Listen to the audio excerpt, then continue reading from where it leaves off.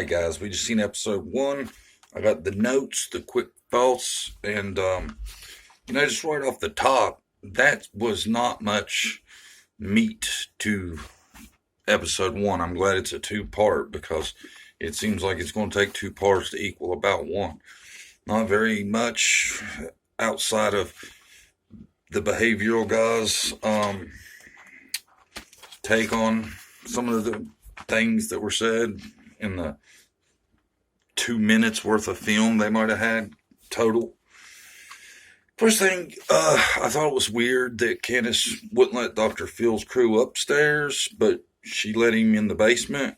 And if you the brief shot we got of the basement, looks like there were some upgrades, so that's good. It's progress. The house is looking better, hopefully, for the boys if they do get to come home. Really, did you hear the part about the blue minivan? It was just a little clip where her and Dawn were talking back and forth, and she said, I thought it was a blue minivan. I've never heard of the blue minivan before. If you have, comment below, let us know. You can help out. Like I said, there wasn't a lot. I kind of made notes on each of them separately, what I thought about things they said and, what was said about them. Dawn, it was interesting how they talked about, do you have any doubts about Candace? He said yes twice, and then he followed that up with 4 no's. So I think that seems to me like that was oops, I slipped, I better double down to make up for it. And that was questionable. Of course, he's always throwing her under the bus, so that's nothing real new. And then his answer to the summer question, he answered so weird when he answered how hard he tried to find Summer on the phone and online. That's strange to me. I don't think it seemed like to me he was doing much trying to find Summer online as he was arguing with people online. So I didn't. It's more the same of what we're used to. I thought it was interesting what they said about kidnapped versus abducted, and how Dawn had said abducted, then he said kidnapped, and they said kidnapped means there's an exchange. And a lot of people thinks it's a trafficking situation or a debt payoff or something to that effect. So that would fit that theory about using kidnapped. I thought it was interesting too. They talked about how within no time of realizing Summer was gone, they called the cops. And, Dawn's previous experience with the cops has not been fruitful, let's say. So they thought that was odd that they would call the cops in that quick. So, I don't know. I don't know how much I hold to that. I guess, if you really believed your child was missing and hadn't been abducted, I don't know why you would wait, even if you've had bad experiences with the cops. So I don't know how I feel about that. Yeah, that's pretty much what I got out of Dawn. With Candace, I found it interesting how she did the flip out and take off the mic, because they weren't really, it wasn't like some dogged interrogation where they're shining a light in your eyes and giving you hell. It seemed like it was kind of minimal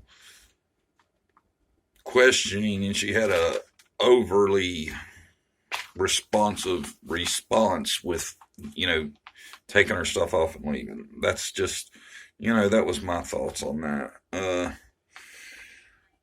And, they made the comment, it seemed like she wants out of that room more than she wants to help her daughter. I thought that was an interesting take. And then they talked about, did you kill Summer? No. Did you have somebody hurt Summer? No. And then do you know who has Summer? No. They say that's a clue, possibly. Then they talked about, and she had the response that I personally thought was interesting when she said, they was like, what should happen to this person? She said, they should be, put under the jail, and then they should be tormented. And how she said it made me think she knew Summer was being tormented. I don't know if you guys watched it. If you record it like I did, play it back. See if that's the feel you get. That's the feel I got.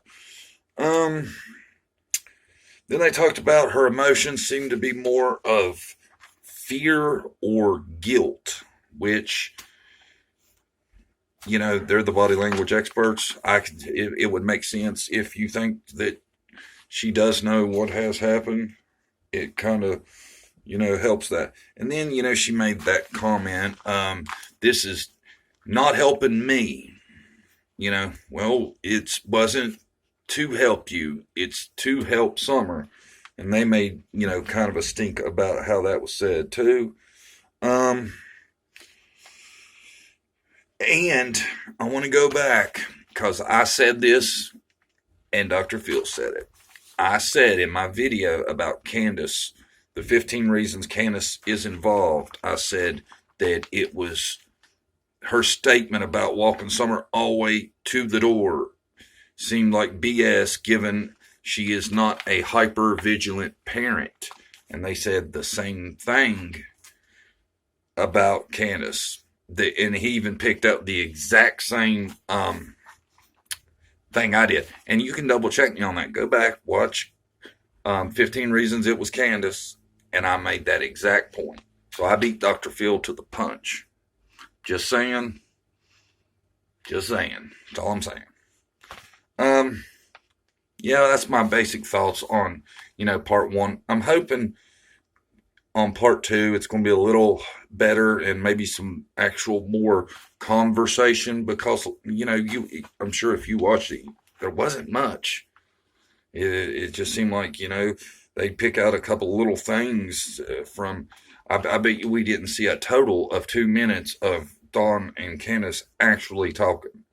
So, I don't know. Hopefully the next episode will bring something more out. We'll see. If she didn't like the body language guys, she's really not going to like Dr. Phil. I don't think. We'll see. I hope, she hangs in there and this is fruitful. One thing I want to start adding to the videos is the number if you have tips. It's 1-800-TBI-FIND. Now, there must be people who do it, so I'm going to put it up there. Do not use anything I say as a tip. Apparently, that's kind of what's going on that the TBI is so up in arms about.